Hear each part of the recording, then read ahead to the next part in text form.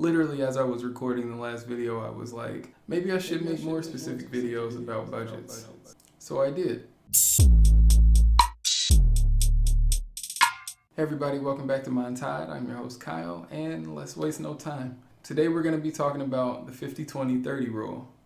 What is it? How does it work? Who is it for? And what are some drawbacks? So, what is it? 50-20-30. It adds up to 100. It's a bird's eye view budget with a low level of detail, so it doesn't give you specifics on where all of your money is going, but it breaks it up into a few large buckets that you can look further into if you want to or not. Those buckets are needs, savings, and wants, respectively. So how does it work? You've got 50% going into your needs, which will be all of your basics and those government requirements. So that's mortgage, rent, utilities, transportation, healthcare, communications, food, insurance, all your other debts. Oh, and transportation.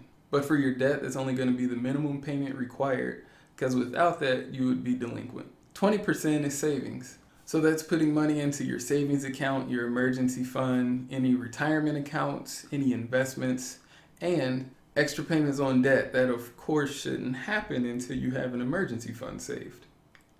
But let me explain that one a little bit. Since you already have your minimum payments covered in your needs, then any extra payments are going to be going towards your principal. And since that principal is being paid, your interest will be less per month.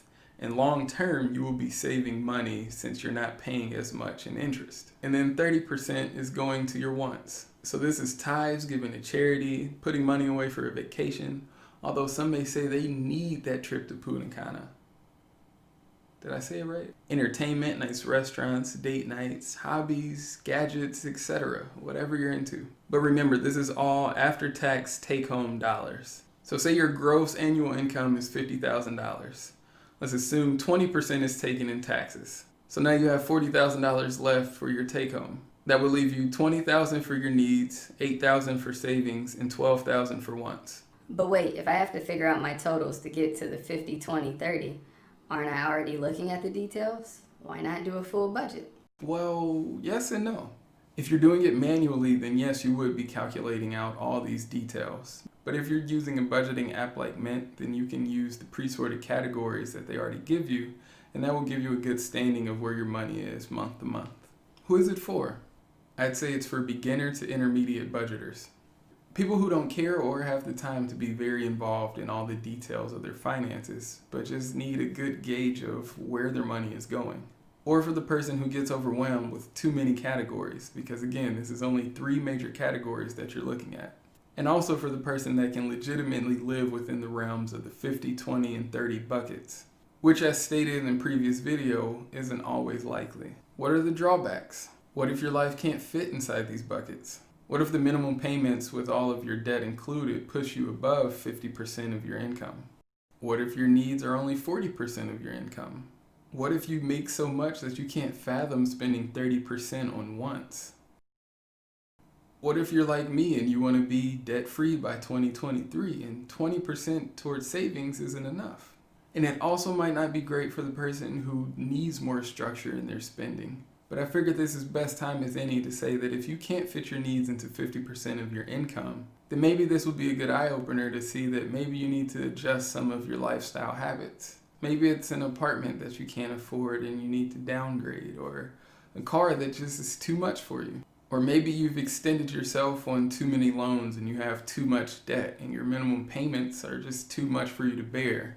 Maybe something needs to go back, or you need to consider consolidating some of those debts. If that's true for you, I'm glad you're here, and I hope you stick around for future videos. All in all, the 50-20-30 rule is a great tool for starting off budgeters who are looking to take more control of their finances and not the other way around. Remember, you can always adjust these limits to better suit your specific needs, but then it won't be the 50-20-30 rule. Anyway, thanks for watching. Be sure to like, share, and subscribe.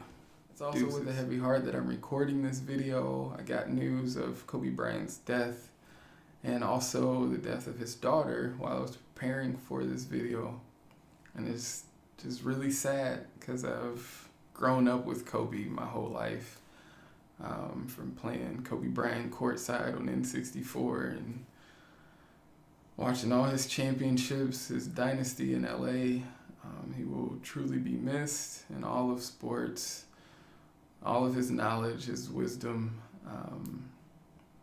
Yeah, it's just sad. And even his daughter with him, again, my heart goes out to his family, all his close friends. Yeah. Thanks for watching, everybody. Deuces.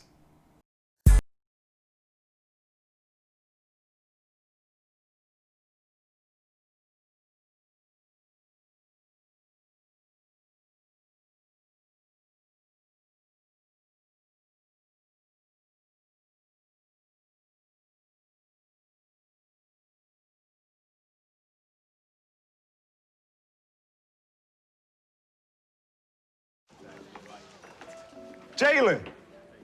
Oh, no.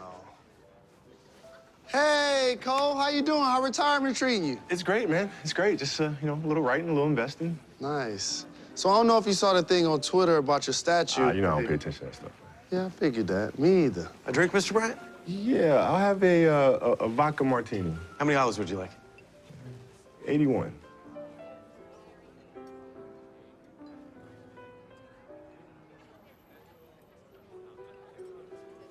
Really? Nah, man, I'm just playing. Just two. Joke for him. He gets it.